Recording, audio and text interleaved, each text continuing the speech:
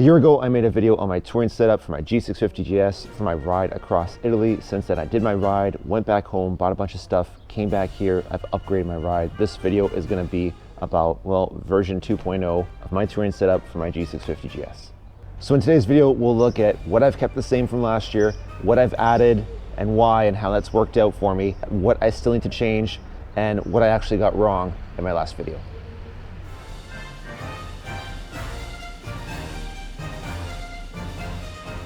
Okay, this first part is just going to be a repeat if you saw my original setup video, so I'm going to try and fly through it as quickly as I can. If you need additional details, you can just go to my original video. I'll link to it in the description and the pinned comment.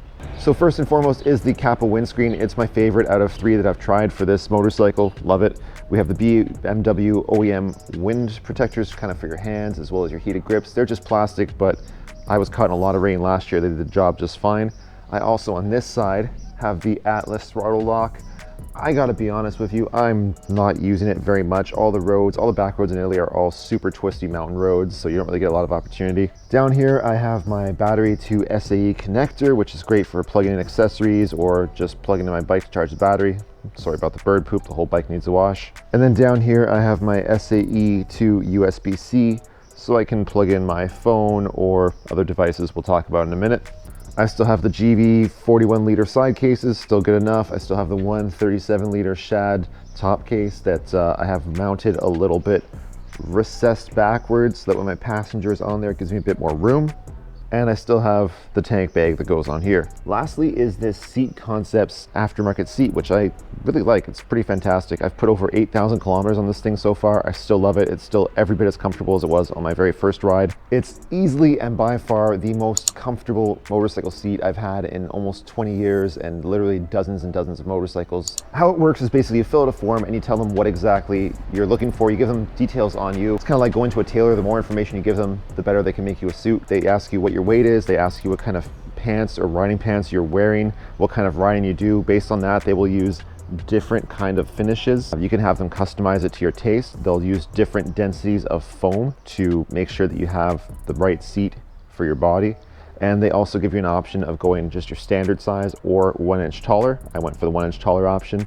And they'll also tell you what they do differently from stock. So in my case, it was a little bit wider for my passenger, so she has more support, a little bit wider for me at the back, so I have more support, but maintaining pretty much the same right here in the middle, so I still have no trouble getting my feet down flat to the ground. Essentially, what you're buying is the cover and the custom foam that comes in. You take your original seat, you turn it upside down, there's a bunch of staples all on the bottom. You pop all the staples off all the way around, then you take the pan, put the new foam on top, put the cover on top, staple, staple, staple, staple. Once you have those 4 points done, you can staple all the way around. If you're good at this kind of stuff, it might take you an hour. Me personally, I'd say 2.5.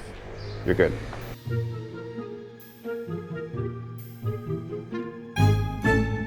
Okay, so what did I pack in my suitcase for this year's month riding across Italy? Something big, first of all. It's an engine guard. Well, upper crash guard, whatever you want to call it. It's a one-piece construction. I don't know who made it. I bought it, came secondhand. I barely got it to fit in my suitcase, but I wanted more protection because I don't have too many tools here. I don't have stuff. I don't have the benefit of having a lot of time if something does get damaged. So the more protection, the better. Yes, an ulterior motive was that I could add extra bags for extra storage on here. The point is that this gives me the option of having more stuff on the bike and more stuff with the weight forward, because obviously when I have everything back here, all my weight makes the bike very back heavy, so I can put heavy things, super handy. Next up, I added this device. It adds AndroidAuto or Apple CarPlay to your motorcycle. Now personally, I have like 99% of notifications turned off while I'm riding. I don't care for that stuff while I'm riding my bike. But what I do care for is having a nice, bright, easy to see display with Waze where it's just dedicated, it's right there, and I can still keep my phone on me. I like that. So I have 4 things I do like about it, 2 things that I don't. Here they are. So I like that I can leave this thing on for hours while I'm riding. No more worries about Waze getting burnt into the screen because I have max brightness on for so long, or of a dead phone battery when I get to a destination, or of my phone's camera being ruined because of vibration. That's kind of 3 in 1, but whatever. I like that I have my phone functionality, and at some point it'll even go split screen if I need it to, so I'll have Waze over here and I can just press next track, previous track, just one touch button. I don't have to fiddle with things too much while I'm riding, which is great. To expand on that, it does, like, I guess, Bluetooth pass-through. Data goes from my phone to that device, and then from that device to the Bluetooth comm system in my helmet, so I can hear everything from my music, podcasts, all that stuff, but at the same time, I hear speed trap ahead. I still hear that too, super handy. The touchscreen is actually really sensitive, even with gloves on, which is great. Let's talk about the things I don't like about this device. The first one is, this isn't very millennial of me, but I wish it had a smaller screen. I don't need all of this. I'd be happy with just half the size, really. I find that when I'm trying to either take a picture of my bike somewhere scenic, I have this big lump of thing in the picture, which kind of draws away from that. It's like, what the heck's that thing? Or when I'm doing like a helmet cam view this way, I have this perspective of like, what this it's a very distracting thing in the way. Yeah. I wish it was smaller. The flip side to this is you do have a lot of room for your controls, so that's nice. The other thing I don't like about it, I wish it had a quick disconnect. Right now, if I don't want somebody to steal this thing, I have to unconnect it from here, and then I also have to unconnect it from here. And that means I have to reposition it every single time because I have to disconnect my mount every single time. I would change that. Some kind of quick detach thing, that's what I want. Okay, now for the rest of the stuff that I have changed. My original, one of these little Ram ball mount things at the bottom down here, that one was actually cracking through, so this one is much thicker metal. I've also added a second one here, and that's just so that I can on this side mount like my 360 camera if I want to. I have options now, but I also added another SAE to USB adapter that has an on-off switch. So for example, if I want to charge my phone, but I'm worried about my phone overcharging, overheating, I just reach over while I'm riding, press the button, turns off, press the button again while I'm riding, turns on, easy peasy. Lastly, I added this tool tube where the original OEM exhaust used to be. Last year, I spent so much time putting my rain gear on and off, taking it in and out of this top case, and then stuff in my top case getting all wet because I'd put my rain gear back in when it stopped raining. It's nice to have just a dedicated little spot. It's out of the way. It's only held up by zip ties, but all the rain gear is super light, so I'm not really worried about it. It's really firm in there. It's great.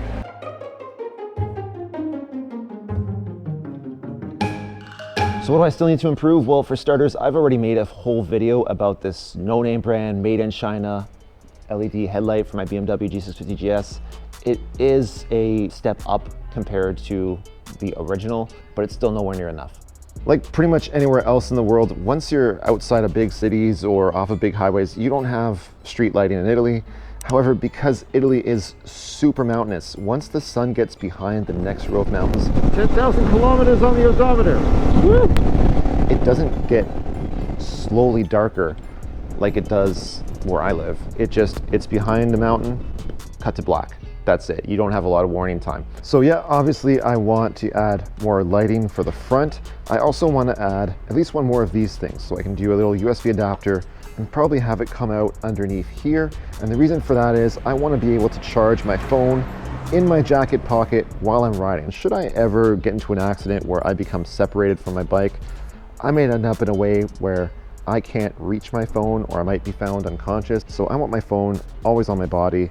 So just in case there is that separation, my phone is fully charged in my pocket.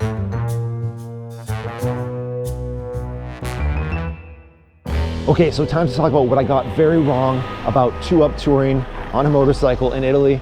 Yeah, my partner Samantha and I, we did a 2,000 kilometer kind of round trip tour, Toronto, Canada to Quebec City. And we thought, oh, that went so well, so we can do 2,000 kilometer round trips anywhere, right? It'll be fine. Italy's very different though. But I was so confident everything would be just fine. I was so fucking wrong. Everything about 2-Up touring in Italy is so completely different than 2-Up touring in North America. And that's not because the road conditions are different. They're actually probably much better here. It's not because signage is different. It's actually more obvious here, even though I'm not as good in Italian, obviously.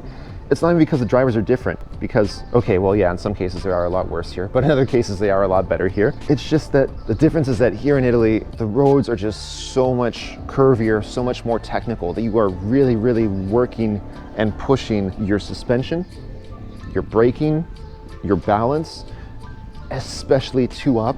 Everything is just, you're working your bike so much harder here, especially with a passenger on the back.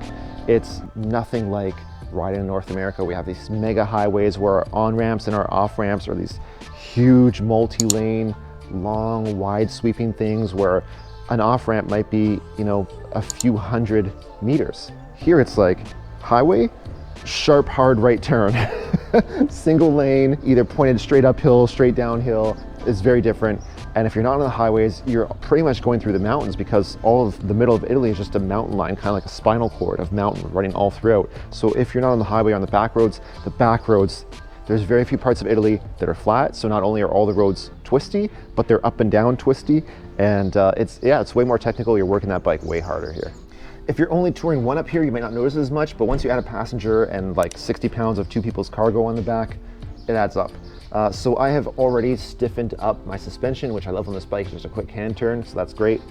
But realistically, my next mod is I might be upgrading my rear shock.